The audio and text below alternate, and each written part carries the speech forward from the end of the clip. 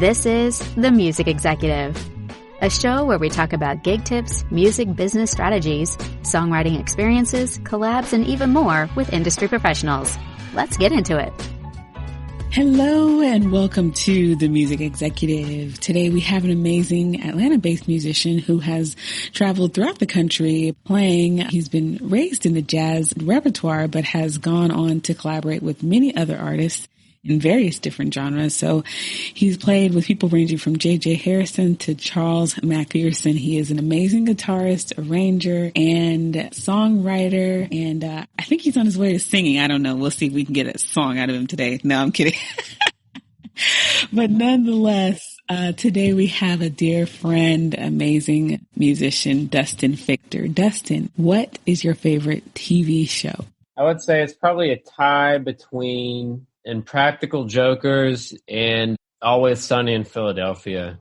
Oh, that's okay. That's pretty good. I like Always Sunny in Philadelphia. I do like that one. Can't beat it. It's pretty funny. Geez, so today, Dustin, tell us a little bit about where you're coming from when we talk about what we're going to talk about today, and let the audience get to know you a little bit better. I started getting into music from my aunt. She used to be a violinist for the Atlanta Symphony, and she also toured with a lot of people, with like John Denver and Led Zeppelin and Roger Daltrey from The Who.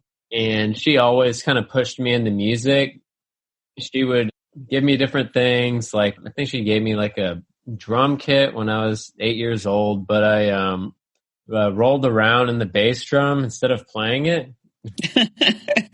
So my aunt was just like, I guess that's not it. But after that, I just decided to go with guitar, and I fell in love with it pretty much ever since. And I just kept on going with it. And eventually I wanted to just like pursue it because of my aunt. And she taught me basically like the importance of different things that like not all guitar players, I want to say some of them like take for granted, like sight reading music and understanding like how to read music and everything. That came when like I was just starting, and I told her, I don't understand why classical musicians read music. They should just read guitar tab. And I was 10 years old at the time, and she was like, what do you mean? And I was like, well, I guess I'm going to look at reading music from now on. And I'm glad I did. And it's led me to some really cool opportunities. I'm looking to do more, and I'm excited for what's going to come up. Nice. Very nice. So he was really humble with his background story, but Dustin is a graduate from Belmont University up in Nashville, Tennessee, and also the University of Louisville in Kentucky. And he's an amazing, amazing musician. So hats off to your aunt who kind of led the way. And I'm sure if you would have stuck with the drums, you would have been an awesome drummer too. Because the thing about Dustin is he has a great strategy when it comes to practicing, and that's what we're going to talk about today. So some people will say, I don't have a lot of time to practice. So if you have 30 minutes a day to practice, which is actually a good amount of time to get things done, would you say? Yeah, definitely. Let's talk about how we would break that down. Let's talk about the first 5 minutes. What would that look like? So the first 5 minutes, I would say, it could probably range from like just warming up, working on like a big tune or solo or riff. I find that by doing that, it kind of motivates me, like if I'm working on something, to dive into it more. And it just kind of like opens up kind of like you're playing and like your mind thinking about music and everything, instead of just doing like warm-up drills. Either route is fine. I guess it just kind of depends on what you want to tackle. Like, do you want to tackle like improving your technique, or do you want to work on something like solo or a tune, or maybe you're working on building your improv chops? Okay, so when you say warm up, what are you saying? I mean, we're talking about guitar for right now, right? Or we're talking, it can be applicable, it can be transferable to any other instrument. But when you're saying warm up, what does that consist of? So with guitar, that really consists just warming up your muscles and your fretting hand, and that's a hand that pulling the guitar neck in, and also your picking hand. By doing that, it just helps from like in the long run having like a bunch of injuries going on, because like there's some players, they kind of get really tense in their picking hand, and it's just from like just going for like tackling something instead of just like warming up, which is like doing like hand synchronization exercises or like just like practicing a lick with the metronome at a really slow tempo. But by doing that, it will lead to like really bad like injury. Like you could hurt your shoulder, you could hurt your back or neck. I know a bunch of players that have done that over the years, and they like had to get like surgery. Definitely regret not doing their warm up. Right. Now, what happens after the warm up?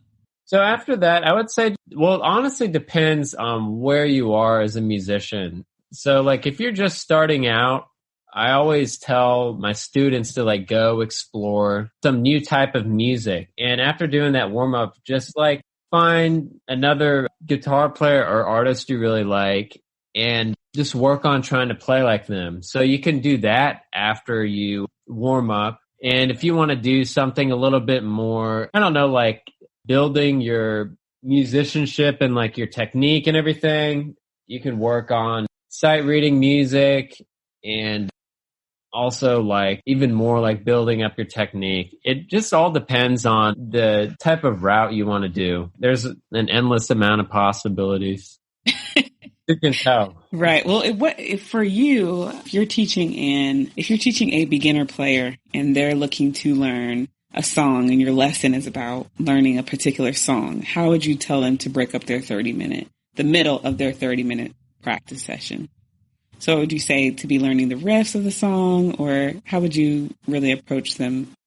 Okay, so I would approach it by just learning the riffs of the song, because they're a beginner, and by learning the riffs, it'll get them that one step closer to kind of being like that musician. And eventually, like with all my students, I really love to kind of teach them to find their own voice as a musician. I think that's super important. I've always kind of strived towards that. That's eventually what we go towards. But with that, like just mainly the riffs. And after they get the riffs, we'll go over probably like tone of whoever's playing guitar. That's another really important thing too.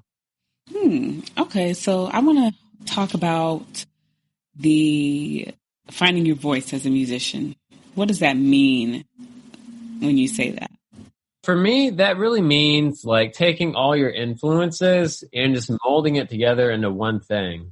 So that can either be like all guitar players, or it could be like taking a couple guitar players and like a couple of other like instrumentalists. Like if someone really likes, I don't know, like a Steve Vai and they like Herbie Hancock. Those are like two completely different musicians.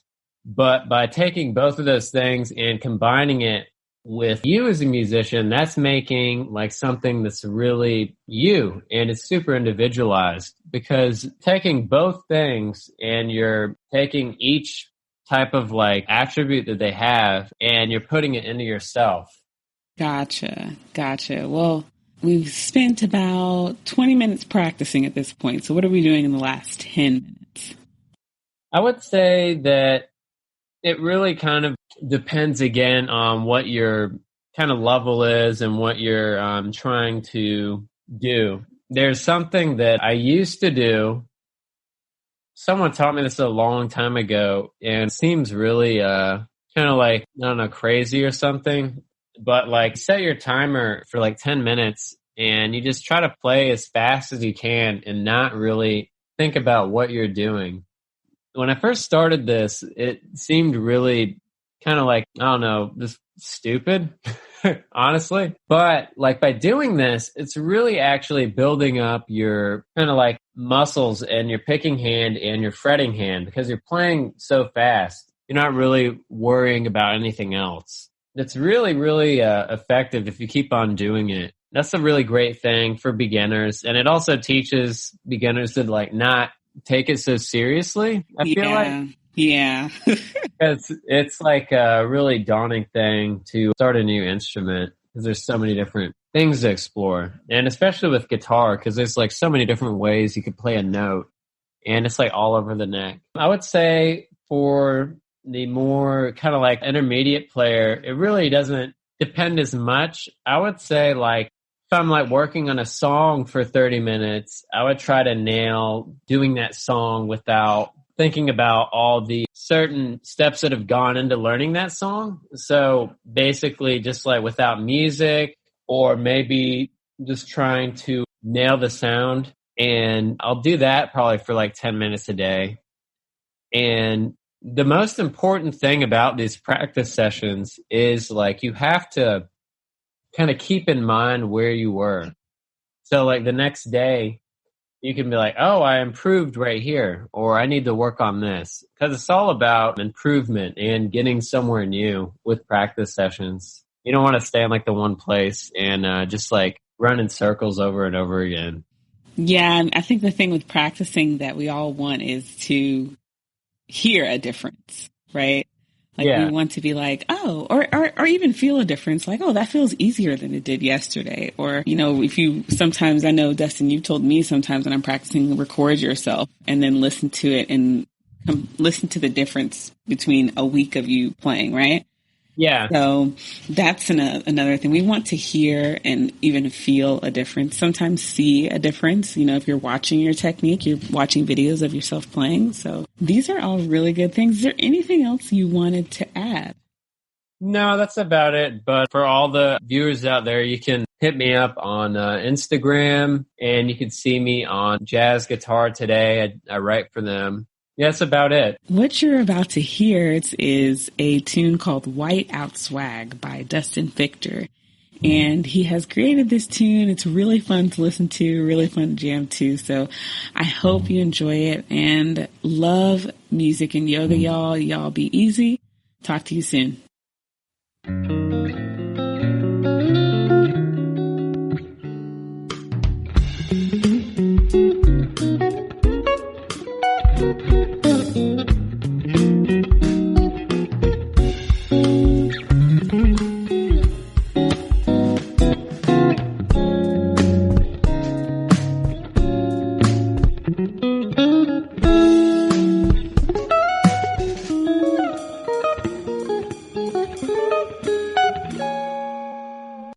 Don't forget to leave a rating of the show. It helps to make us better. Thanks so much. Y'all take care.